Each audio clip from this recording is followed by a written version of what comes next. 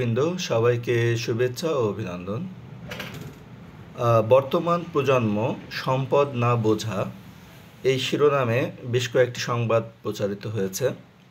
তো এর মধ্যে যেটি দেখা যায় সেটা হচ্ছে প্রতিটি এলাকায় আপনি যদি যান তাহলে দেখতে পারবেন যে বর্তমান প্রজন্মের ছেলেমেয়েরা তাদের স্মার্ট ডিভাইস নিয়ে তারা অত্যন্ত ব্যস্ত এবং কোনো দিকে ডানে বাঁয়ে সামনে পেছনে কোনো কিছুই তারা খেয়াল রাখতে পারে না। বেশিরভাগ সময় ফোনের মধ্যেই তারা ডুবে থাকে এবং এই সমস্যাটি যে শুধু তরুণ প্রজন্মের মধ্যে তা কিন্তু নয়, এটা কিন্তু অন্যান্য বয়সের মানুষের মধ্যেও কিন্তু এই সমস্যাটি অত্যন্ত কার্যকর রয়েছে।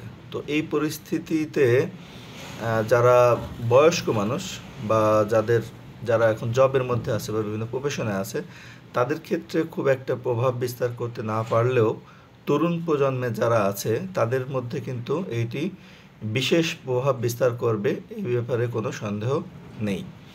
এই ক্ষেত্রে আমাদের যে তরুণ প্রজন্ম আছে তাদের কাছে কিন্তু তিনটে গুরুত্বপূর্ণ জিনিস রয়েছে। সেটা হচ্ছে যে তাদের ইনফরমেশন অর্থাৎ আইসিটির ইনফরমেশন সংগ্রহ করার যথেষ্ট সুযোগ তাদের হাতে রয়েছে এবং কমিউনিকেশন এবং টেকনোলজি দুইটাই তাদের কাছে রয়েছে। এখন এই টেকনোলজিকে বা ইনফরমেশনটাকে সে কীভাবে সংগ্রহ করবে এবং কীভাবে ব্যবহার করবে সেই বিষয়ে যদি তার ধারণা আমরা দিতে না পারি তাহলে কিন্তু সে মনে করবে যে তার হাতে থাকা স্মার্টফোনটি বা ইন্টারনেট সংযোগ এই বিষয়গুলো তাদের নিছক বিনোদন ছাড়া অন্য কোনো কাজেই ব্যবহার করা যায় না।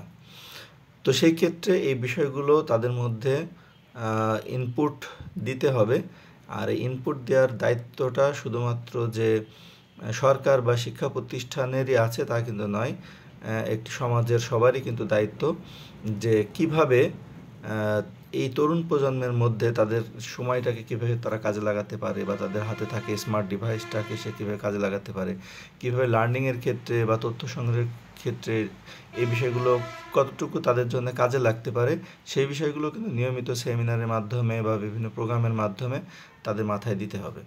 না হলে তারা এই যে শুধুমাত্র বিনোদনের উদ্দেশ্যেই যদি তাদের হাতে থাকে স্মার্টফোন, ইন্টারনেট বা টেকনোলজিকে যদি তারা ব্যবহার করে, এটি কিন্তু খুবই দুঃখজনক একটি বিষয় হবে আমাদের পরবর্তী যে জেনারেশন আছে সেই জেনারেশনের জন্য বা পরবর্তী পৃথিবীর জন্য।